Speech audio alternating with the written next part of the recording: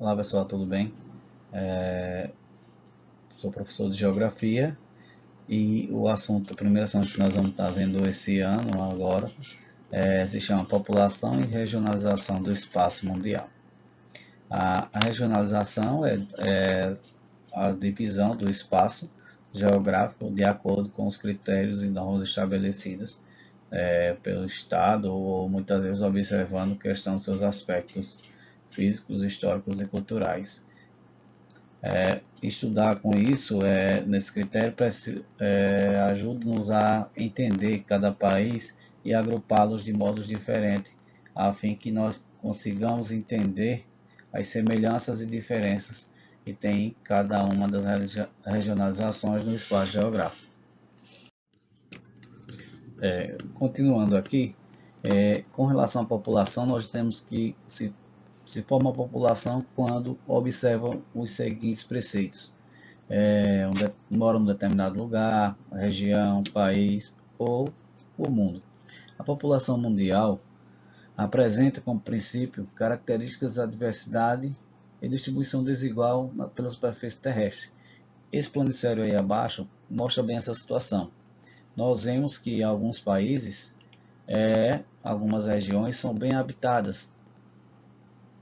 Já em algumas outras regiões, principalmente nas regiões polares, por conta da questão da vida, a sobrevivência é mais difícil, então se torna menos habitada.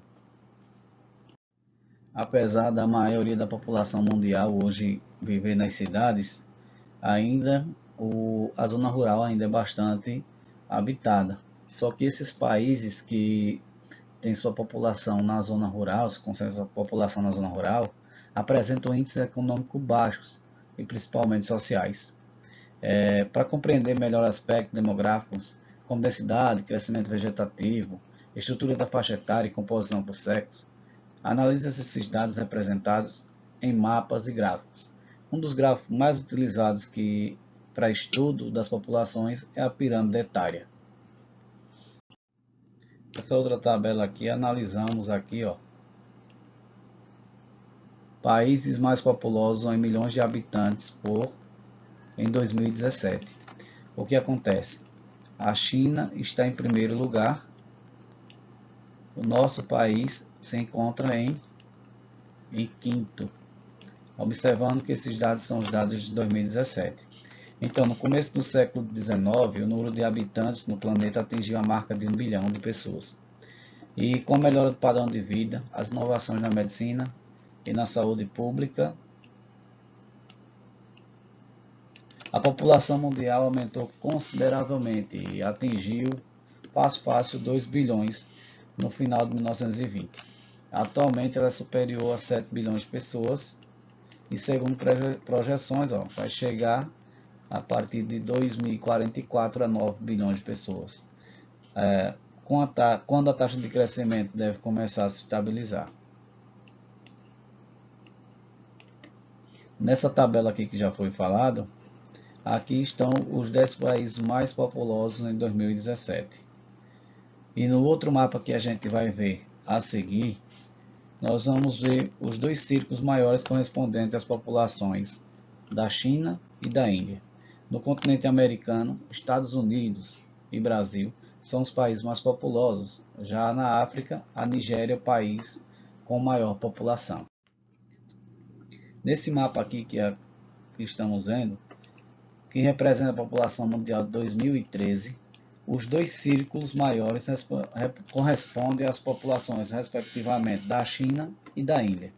No continente americano, Estados Unidos e Brasil são os países mais populosos. Já na África, é a Nigéria, é o país com maior população. Essa parte aqui, China, Índia e aqui o Brasil.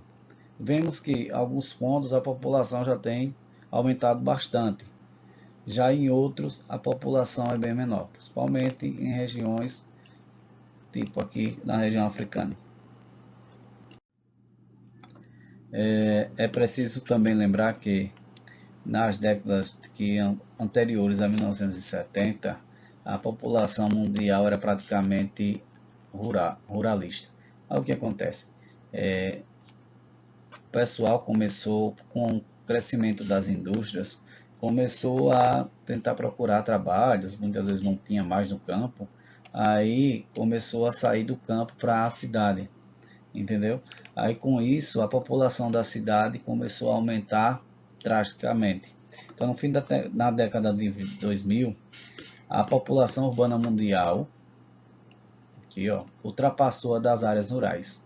A aplicação de tecnologia na agricultura, ou seja, os maquinários que foram implementados, né, porque como a gente sabe, principalmente da nossa região, antigamente e até hoje ainda usa tração manual, ou seja, carro de boi, arado de boi, essas coisas que não precisava de tecnologia ou de nenhum motor para puxar, a não ser do animal e o ser humano. A aplicação da tecnologia na agricultura que liberou a mão de obra do campo e a expectativa de melhores condições de vida nas cidades foram fatores que favoreceram o êxodo das áreas rurais e que contribuiu para o crescimento econômico e industrial das cidades. Ao mesmo tempo, muitas cidades cresceram demasiadamente e não conseguiam absorver toda a mão de obra proveniente do campo. Hoje até isso a gente vê hoje e vai ver até não tem nem previsão de conserto para essa situação. Acentuaram-se as desigualdades sociais nas áreas urbanas, especialmente em países em desenvolvimento. Ou seja, se você sai de uma área rural, em procura de um trabalho na zona urbana, e se você não consegue, você provavelmente vai engrossar os números, as estatísticas, de mais um desempregado que não vai ter condições de se manter. E com isso, você não vai ter uma saúde, moradia, educação e vai se aglomerar em alguns pontos que, com o passar do tempo, por se formando a que a gente já conhece, as favelas. Pronto, na próxima aula a gente continua com o restante do assunto, viu?